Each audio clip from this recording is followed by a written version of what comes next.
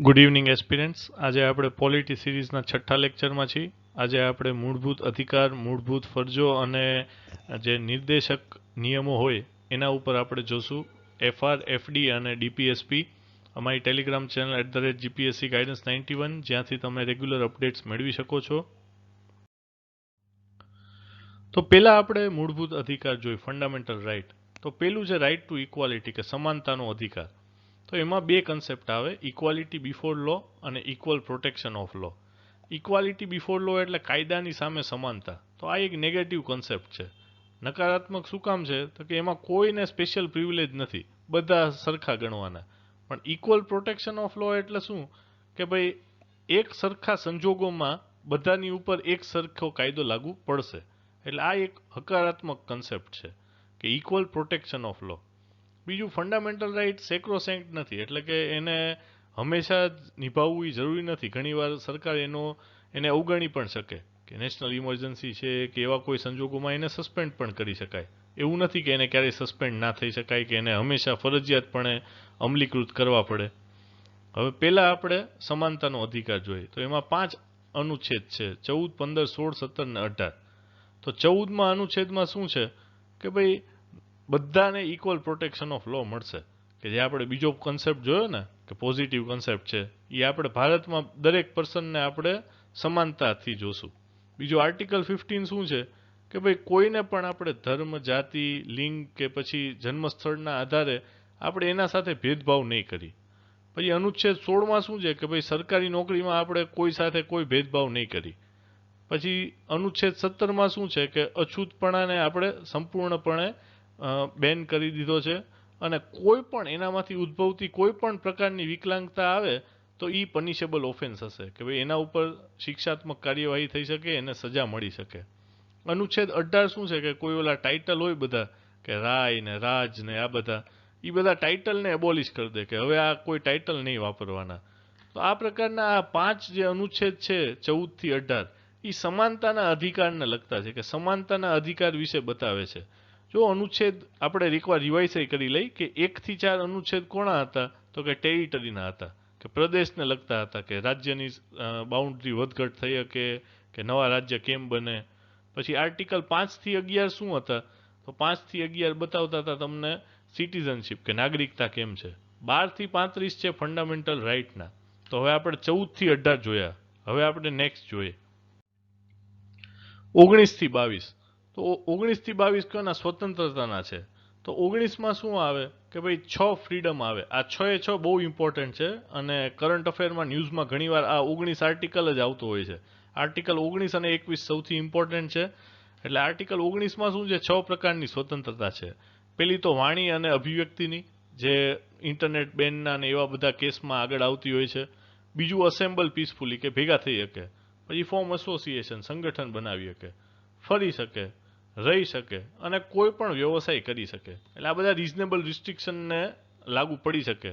કે ભાઈ એવું નહીં કે આ સંપૂર્ણપણે આપણે જોયું પ્રીવિયસ સ્લાઇડમાં કે આ સેક્રોસેન્ક્ટ નથી, કે આ લોકો સરકાર ફરજિયાતપણે અમલીકૃત કરવું પડે એવું હાવ નથી. ક્યારેક ઇમરજન્સી કેસ હોય કે પછી કોઈ હેલ્થ ઇશ્યુઝ આવે ત્યારે સરકાર આમાં બાંધછોડ કરી શકે છે. તો આર્ટિકલ 19માં આ 6 અગત્યની સ્વતંત્રતા છે.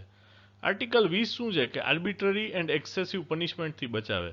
આર્બિટ્રરી એટલે શું? કે મનમાની, કે ભાઈ મનસ્વી રીતે કોઈ કાનૂન બનાવી દે કે હા આવી રીતે કોઈ પણ હોય એને આપણે સજા કરશું. તો એવું ના થાય. સરકાર જ્યુડિશિયરી એને બચાવશે.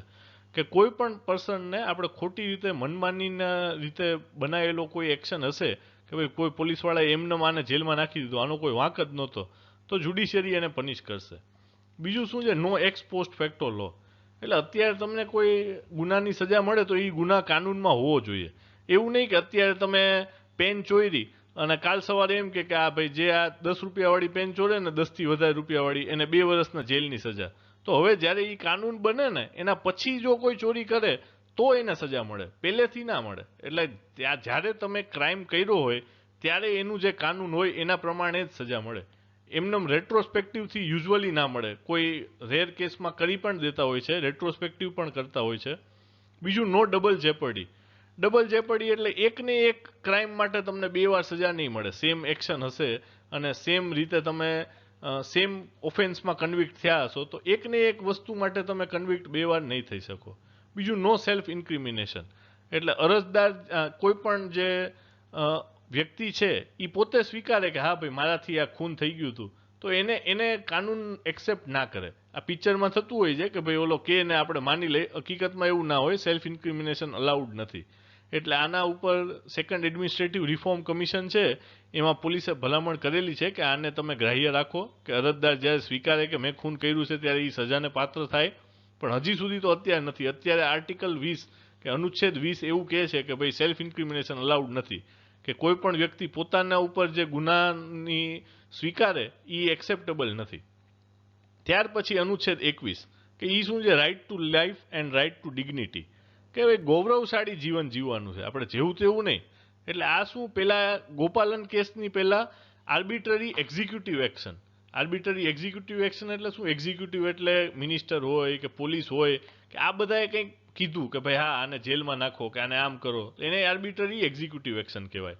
1967માં ખાલી એના અગેન્સ્ટ મળતું હતું પ્રોટેક્શન, કે ભાઈ પાર્લિયામેન્ટ કોઈ કાયદો બનાવે કે ભાઈ હા આને રોકી લો તો એને માનવાનું, ભલે એ ખોટું પાર્લિયામેન્ટે કીધું હોય તોય માનવાનું. પણ 1978માં મેનકા કેસ થયો હતો.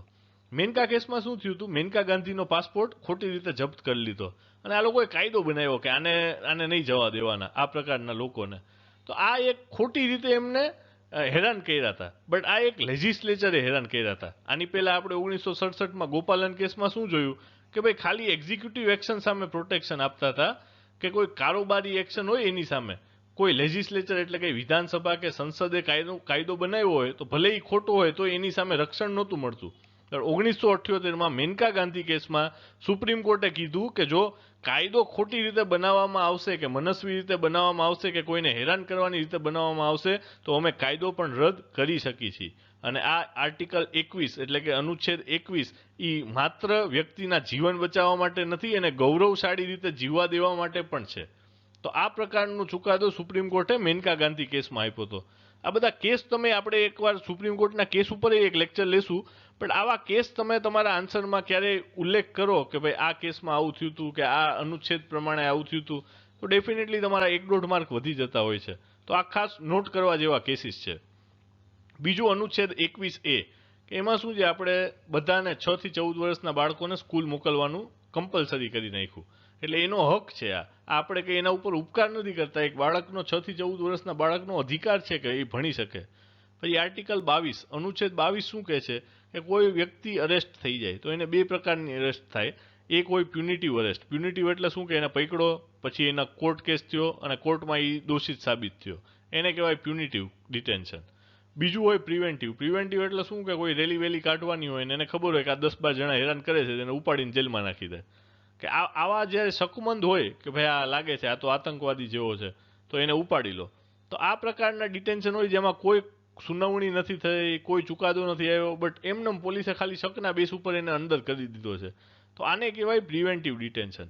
તો જ્યારે પ્યુનિટિવ હોય ને, પ્યુનિટિવ ડિટેન્શન કે આપણે એને કોઈ ગુનાના સંદર્ભમાં પકડ્યો છે અને એનો કોર્ટમાં કેસ ચાલવાનો છે તો એને 24 કલાકની અંદર આપણે એક મેજિસ્ટ્રેટની સામે હાજર કરવાનું હોય. પણ જ્યારે આપણે પ્રિવેન્ટિવ ડિટેન્શન લાગુ પડ્યું હોય કે કોઈ ક્રાઇમ થતો રોકવા, એસ્પેશિયલી કોઈ આતંકવાદી પ્રવૃત્તિ માટે, તો 3 મહિના સુધી એ લોકો એને જેલમાં રાખી શકે કોઈ બોર્ડને મળાવ્યા વિના. 3 મહિના સુધીની એમની પાસે સહુલિયત હોય છે. નેક્સ્ટ છે અનુચ્છેદ 23 અને 24. એ રાઇટ અગેન્સ્ટ એક્સપ્લોઇટેશન માટે છે. 23 ફોર્સ્ડ લેબર માટે છે કે જે હ્યુમન ટ્રાફિકિંગ, જે કબૂતરબાજી ને આ બધું થતું હોય એની સામે તમને પ્રોટેક્શન મળે છે. અને આર્ટિકલ 24 ચાઇલ્ડ લેબર માટે છે કે અત્યારે શું છે, 14 વર્ષથી નીચેનાને ક્યાંય મજૂરી નહીં કરાવવાની અને 14 થી 18 વાળાઓને હેઝાર્ડસ જોબમાં નહીં કરાવવાની. એટલે આ પ્રકારની પ્રોહિબિશન અત્યારે કાનૂનમાં છે. પછી 25 થી 28 છે ને આપણા ધર્મને આધારિત સ્વતંત્રતા છે. અનુચ્છેદ 25 શું કહે છે કે તમે કોઈ પણ ધર્મને પ્રોફેસ કરી શકો, તમે કોઈ પણ ધર્મને પ્રેક્ટિસ કરી શકો, તમે કોઈ પણ ધર્મનો પ્રચાર કરી શકો. અને આ આપણા નાગરિક હોય કે નાગરિક ના હોય, તમે જે ધર્મમાં માનતા હોય તમે એનું પાલન કરી શકો છો.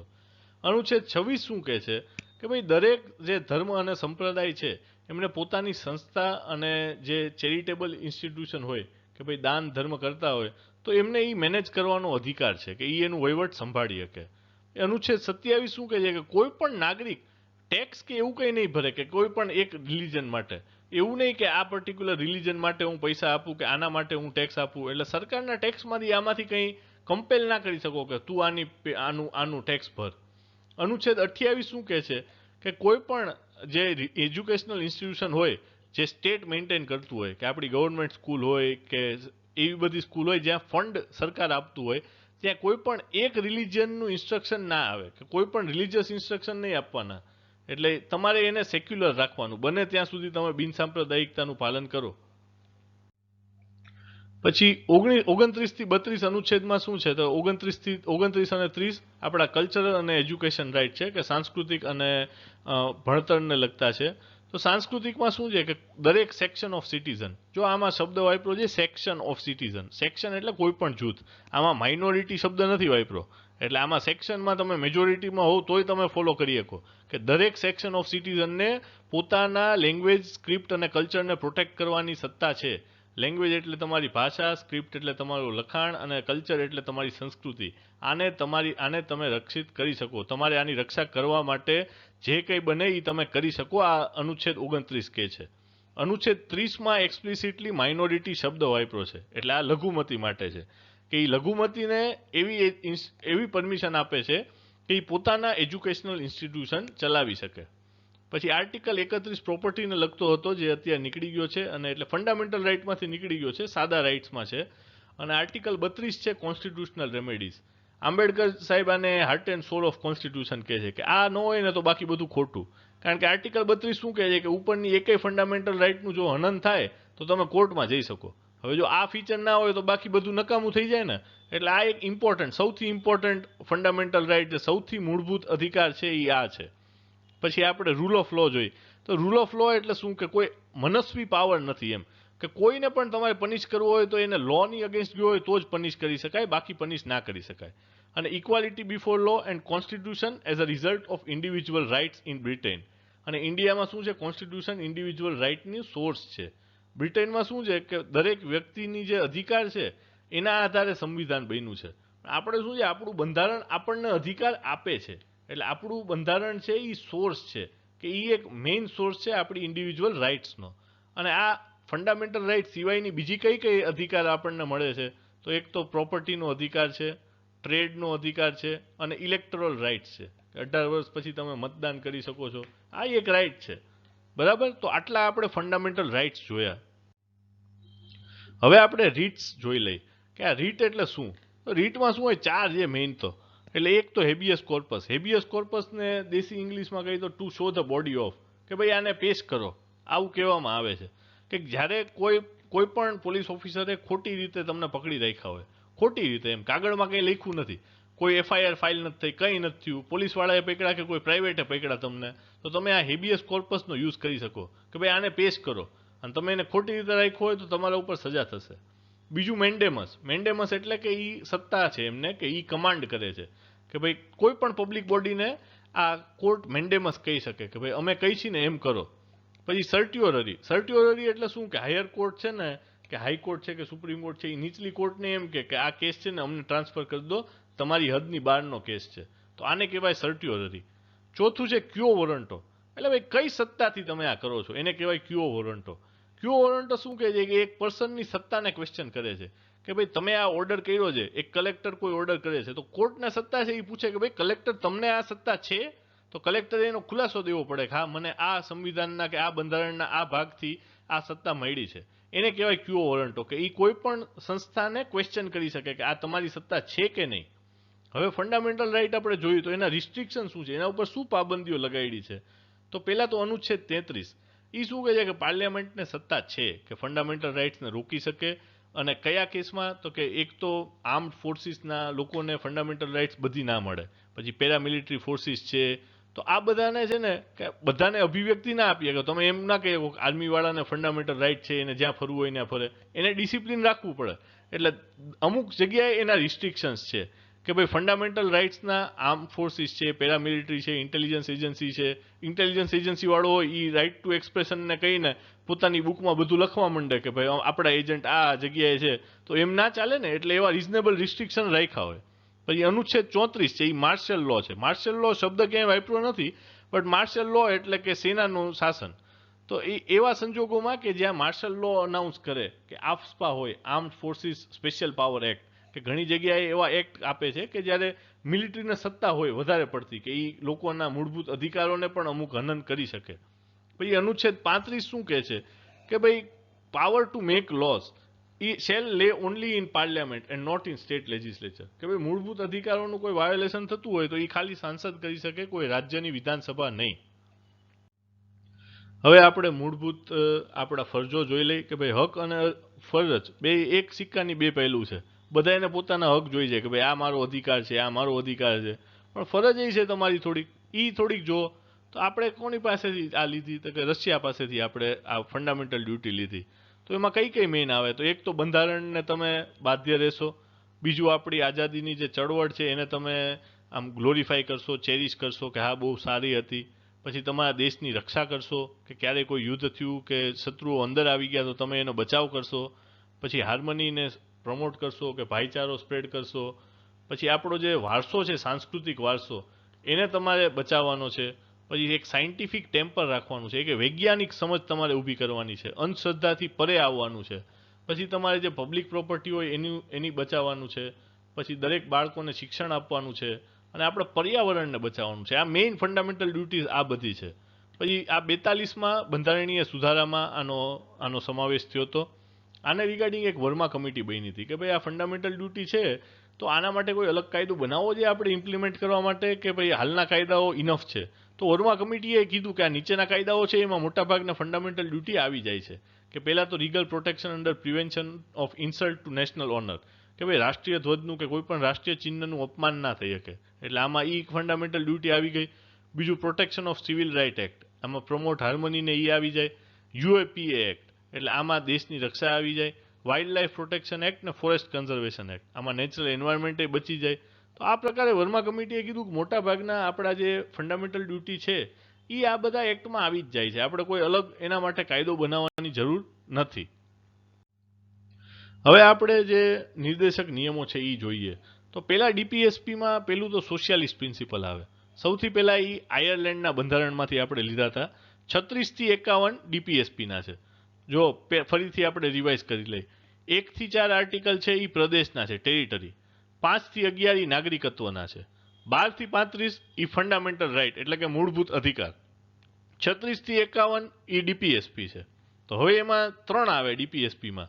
એક સોશિયાલિસ્ટિક એટલે કે સમાજવાદી તત્વવાળા, બીજા લિબરલ એટલે કે થોડા લિબરલ છે, મોડર્ન ટાઈપ, અને ત્રીજા જે ગાંધીયન કે ભાઈ ગાંધીવાદી વિચારધારાવાળા. તો આ 3 પ્રકારે આપણે નિયમોને વેચશું. તો પેલું છે સોશિયાલિસ્ટિક પ્રિન્સિપલ. તો સમાજવાદીને લગતા કયા હોય તો કે 38, 39, 42, 43 ને 47. તો પહેલા તો સોશિયલ ઓર્ડર સિક્યોર કરવાનો, કે સમાજમાં એકદમ વ્યવસ્થા જળવાઈ રહેવી જોઈએ. 39માં શું છે કે ભાઈ એડિક્વેટ મીન્સ ઓફ લાઇવલીહુડ, કે ભાઈ એને ખાવા પીવાની રોજીરોટી મળી જવી જોઈએ. 42માં શું છે કે just and human conditions of work and maternity relief, કે ભાઈ પ્રસૂતિ સમયે એક મહિલાને સારી સગવડો મળી જવી જોઈએ અને કામના સ્થળે એકદમ હ્યુમન કન્ડિશન હોવી જોઈએ, માણસાઈવાળી. એવું નહીં કે કોઈ રહી ના શકે એવી જગ્યાએ કામ નહીં કરાવવાનું.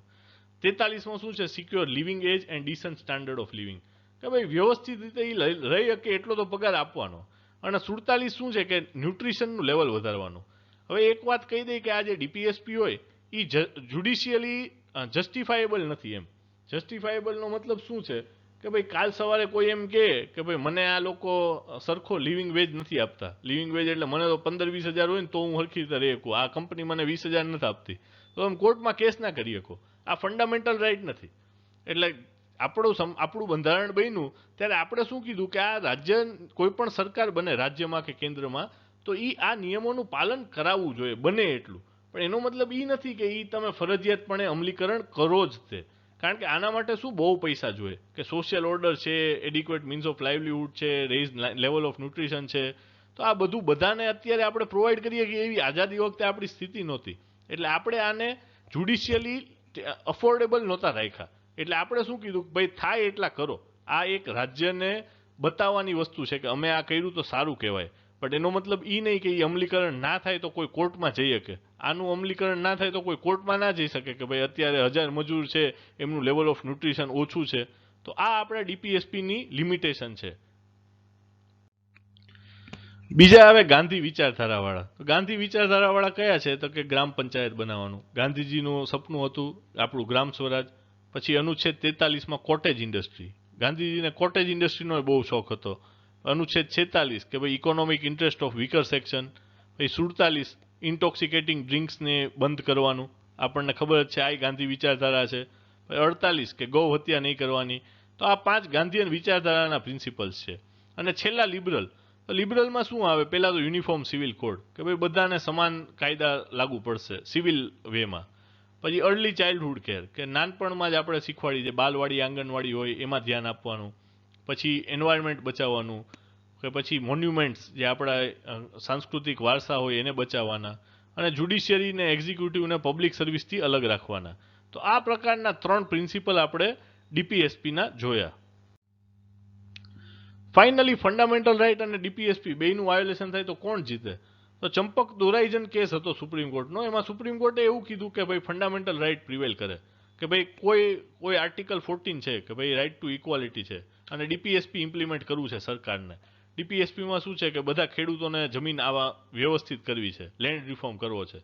તો આમાં માટે સરકાર શું કહે છે કે મોટા જે જમીનદાર હોય એની પાસેથી અમુક જમીન લઈને આપણે રોડ બનાવશું કે પછી એ આપણે નાના જમીનદારોમાં વેચશું. તો આનાથી શું છે? રાઇટ ટુ ઇક્વાલિટીનું વાયોલેશન થાય છે કે ભાઈ કયા બેઝ પર તમે ઇક્વાલિટી વાયોલેટ કરી? આ જમીનદાર છે, હું જમીનદાર છું, ખાલી મારી પાસે મોટી જમીન એટલે તમે મારી જમીનને રોડ બનાવવામાં લઈ લેશો, તો આ ફંડામેન્ટલ રાઇટનું વાયોલેશન થાય. બટ આ એક ડીપીએસપી ઇમ્પ્લિમેન્ટ કર્યું હતું કે રોડ બનાવો. તો આવો કેસ આવે ત્યારે સુપ્રીમ કોર્ટે કીધું કે ભાઈ ફંડામેન્ટલ રાઇટ અને ડીપીએસપી વચ્ચે જો ટકરાવ થશે તો ફંડામેન્ટલ રાઇટ પ્રિવેલ કરશે. પછી 1967માં ગોલકનાથ કેસમાં સુપ્રીમ કોર્ટે શું કીધું કે ફંડામેન્ટલ રાઇટ પાર્લિયામેન્ટ ક્યારેય લઈ ના શકે. પાર્લિયામેન્ટે ક્યારેય ફંડામેન્ટલ રાઇટ લેવાનો અધિકાર નથી. તો પાર્લિયામેન્ટે શું કીધું? તો પાર્લિયામેન્ટે 24મો અને 25મો બંધારણીય સુધારો કર્યો. એમાં એવું લખ્યું કે કોઈ પણ લો જો સોશિયાલિસ્ટિક પ્રિન્સિપલ ડીપીએસપીનું ઇમ્પ્લિમેન્ટ કરવા માટે જો ફંડામેન્ટલ રાઇટનું હનન પણ કરે, આર્ટિકલ 14, 19 અને 31નું, તો એને કોઈ પણ કોર્ટમાં પડકારી નહીં શકાય. આ પ્રકારનો બંધારણીય સુધારો કર્યો. તો સુપ્રીમ કોર્ટે કીધું કે ભાઈ આ તમે દરેક વખતે ના લઈ શકો. બટ કેશવાનંદ ભારતી કેસમાં સુપ્રીમ કોર્ટે કીધું પાર્લિયામેન્ટને સત્તા છે કે એ ફંડામેન્ટલ રાઇટનું હનન કરી શકે. બટ એક બેસિક સ્ટ્રક્ચરનો કન્સેપ્ટ આપ્યો કે ભાઈ એક બેસિક સ્ટ્રક્ચર હોવું જોઈએ, કે મૂળભૂત માળખું ઊભું કર્યું કે ભાઈ આ વસ્તુઓ તો નહીં જ લઈ શકાય, આ વસ્તુ તમે બંધારણમાંથી નહીં લઈ શકો. તો તમે જો આ એક સ્લાઇડમાં તમે 4-5 ઇમ્પોર્ટન્ટ કેસ જોવાના છો.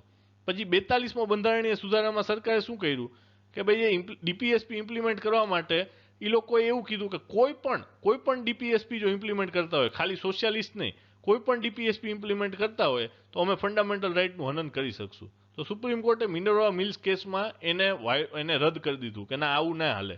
અને સુપ્રીમ કોર્ટે એક સ્ટેટમેન્ટ આપ્યું જે બહુ ઇમ્પોર્ટન્ટ છે કે ભારતનું બંધારણ is founded on bedrock of FR and DPSP, કે ફંડામેન્ટલ રાઇટ અને ડીપીએસપીના બેઝ ઉપર આપણે આખું બંધારણ બનાવ્યું છે.